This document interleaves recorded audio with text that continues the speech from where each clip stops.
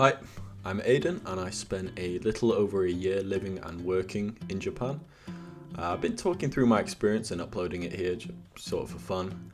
Last video I talked about the process of me actually moving to Japan. Now I'm going to go over sort of how I got set up, like getting set up in Japan, or at least how I did it.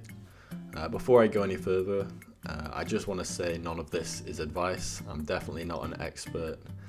This is just how I did it. And if you're young and you're looking to move to Japan for a year or so, there might be some useful information to take away. So I arrived at my share house in Japan in November of 2023. The things I had to do before I was set up in Japan included registering as a resident at the city hall, setting up a bank account, get a Japanese phone number and SIM card, obviously find a job, and I guess generally just settling into daily life in Japan. So number one, I'll start with registering as a resident. So this is basically going to your local city hall. For me it was Koto City Office, as I lived in an area of Tokyo called Kiba, in the sort of eastern part of Tokyo. Basically it's just telling the Japanese government where you live, so you can legally stay there. You access services such as health insurance, pension, etc. It's basically just properly existing in their system. Then I had to set up a bank account. By far the easiest and quickest bank to open an account with as a foreign resident in Japan is the JP Post bank account. If my memory serves me correctly, the reason for this is other banks in Japan will require you to have been a resident for a couple months. I think maybe average is around 6 months already, and or will need you to provide a proof of employment, so you'll already need a job in Japan. So obviously as a fresh resident there, I didn't have a job and I'd been there for just a couple of days at this point. So JP Post bank account lets you set up straight away, so it's ideal for people who want to get going straight away, like working holiday visas maybe. It might be worth noting, registering at this bank account didn't give me access to a debit or credit card. It gave me what's called a cash card, which is, I've actually got it, I'll find it. Blur out the numbers, it's cancelled anyway, so can't do anything with it, but just in case. They'll give you a card like this, but you can't use it to pay for stuff. You can only use it in ATMs to get out cash. In Japan there's plenty of other digital options to pay for things, which I'll go into briefly later. Next, I had to set up a Japanese phone number and get a SIM card so I had data. There's many options, all have the different perks and deals and benefits and pros and cons. I ended up going with one called Ijimyo. I'll put it on the screen, can't remember how to pronounce it, to be honest. I didn't really choose this one, it's just the one that was recommended by, my share house had like an office for support with foreign residents. And it's just the one they recommended, so it's the one I signed up with. With this provider, you could do 100% of the setup and cancellation online. And I know some providers in Japan, you do have to go in store to set up and cancel, so that's something maybe to be aware of. It said it was going to take about a week to receive my SIM card. So until then I just used an eSIM, which nowadays very cheap, very easy to set up. Lastly, the big one was actually finding a job in Japan. There are a couple things you definitely have to do before you can actually start looking for a job if you're a foreigner. First one, which a lot of people might overlook but is obviously quite important, is you need to translate your CV into Japanese and the Japanese format, CV, resume, whatever you say. Luckily for me, my share house did have an office, as I said, for helping foreign students, and they were able to do most of that for me. I sent them my CV, they were able to format it and give me advice of, oh, you should include this or you should leave this out. But it is something that's worth looking into because it is actually quite different from a typical sort of Western style CV. And then I guess when you feel you're ready to actually start job hunting, you have to think sort of what type of job you're looking for. This will definitely depend on your level of Japanese, of course, unless you're N2 or higher. So if you have pretty strong conversational and business Japanese, you're quite limited in the type of work you can do, like, of course. English teaching is obviously, and I'm sure you know, is one of the biggest ones people go into. It's the one I went into. Of course, there's no requirement to speak Japanese. In fact, in most English teaching schools, it's quite frowned upon if you speak any Japanese. The students are there to learn English, so you should just only speak in English. And quite often, there's no requirement to have any past teaching experience. So yeah, this is ultimately what I ended up doing in Japan for a year. There are a couple places to find jobs in Japan, like websites.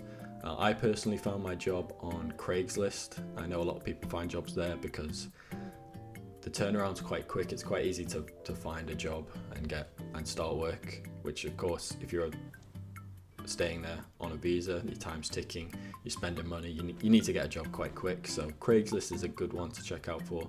There's a couple other offers on the screen which I know a lot of people use, but I'd say if you need a job quick and you're on a working holiday, Craigslist is a good place to start. So I found my job in my fifth week of being in Japan. I don't know if that's good or bad for me. I thought that seems quite quick. Like, I had to move there, set up like bank account, SIM card, register at City Hall and find a job. So I think just over a month. I thought that's not bad. Also gave me a couple weeks to settle in, go explore Tokyo and have a look around my local area, get used to it. So yeah, I'd say, I don't know, maybe that's a good target to aim for, around sort of the 5 weeks, sort of have a couple job prospects lined up. Unless you're looking for more specific type of job. So other common jobs I know other foreigners seem to go into are, of course, like hospitality jobs. So, bars, izakayas, hotels, cafes, especially in heavy tourist areas like Shibuya, Shinjuku. There's lots of people who probably tourists don't speak Japanese, probably want someone to speaks English. I know ski resorts, if you're happy to leave the big cities, especially Hokkaido, there's a lot of foreigners working in the ski resorts in those areas.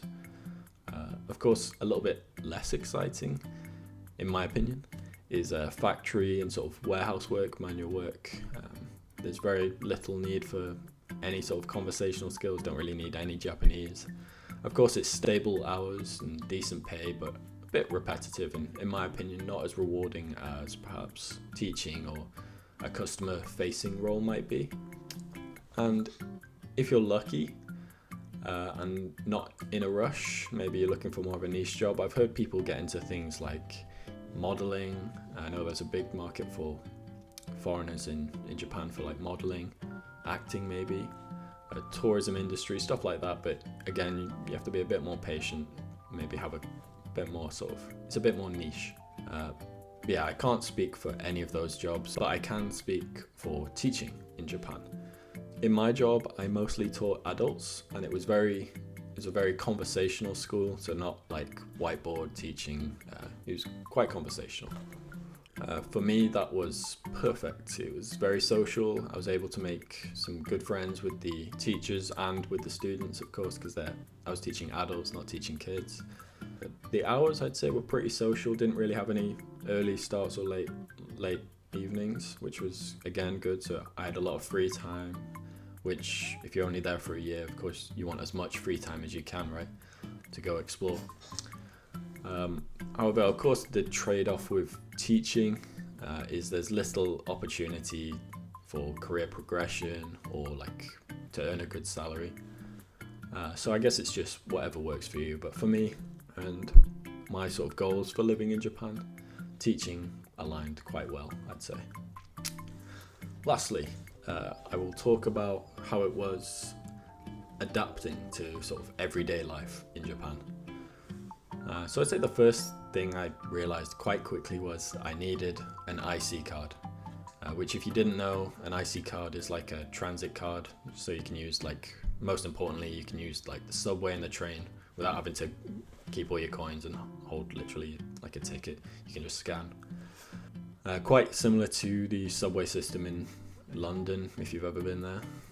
So for me, it was quite easy to get used to it. But also the IC card, really conveniently, you can use in convenience stores, restaurants, cafes, shops. So especially as the Japanese banks rarely give you a credit or debit card, so I only had a cash card, so it's quite useful to have my Pasmo card kind of as my debit card. So I'd highly recommend getting an IC card really quick. Most common ones are like a Pasmo or a Suica. Another thing which was really amazing for me was how cheap it was to eat out. So there's so many good restaurants, really cheap, healthy, tasty. So there's very little need to cook, which is one less thing to worry about. And because I was living in a share house and I had a shared kitchen. For me, I don't really like cooking in a shared kitchen. I want my own like space. So being able to just go sit in like my local gyudon place, ramen place, eat some cheap healthy food, that was really nice for me. And it's very different from living in the UK where I am right now. If I ate out every day in the UK, by the end of the week I'd have no money. It's so expensive. It's like a luxury. But in Japan, it's like a really common thing to go eat out. And also, alternatively, if you don't want to eat out in Japan, you can just go to your local supermarket and grab a bento. Again, it's so cheap, so healthy, so tasty. Just eat it as it is, throw it in the microwave a minute, eat it. Very little waste, you don't have to cook, so easy. I mean, Japan is known for its food, right? So, and there's obviously a reason for that. I know everyone will say that, but yeah, it's definitely like first thing I noticed, especially being from UK, we have a stigma for having like bad food. Don't know if it's true or not, but definitely compared to Japan, it's true. So yeah, the food was a very nice like thing to get used to. On the other hand, I would say there is a lot of traditional rules and sort of politenesses in Japan that are actually quite similar to the UK, and also the drinking culture in Japan is very similar to the UK. Both countries really love a drink. So I guess for me, in a way, I felt not like I was on the other side of the world. So I will say this to anyone who's moving out there or is planning on moving out there, particularly if it's just for a working holiday, just for a year or a couple months. I will say the first couple weeks will be like a slog, and you probably will have some doubts, and you'll probably think like, what am I doing? This is so much hassle, I've got so much paperwork, and job hunting's never fun. However, I definitely just say like trust the process. Like as soon as you get your sort of system and routine going, you get a job, you start making some friends, start discovering your like local area, and finding like getting sort of like favorite little spots. It will like definitely be worth it and you won't regret it. So yeah, that's sort of my first couple weeks, how I actually got set up. If anyone has any questions, feel free to drop them. I'll reply to any of them. And yeah, I don't know what I'll talk about next. Ciao.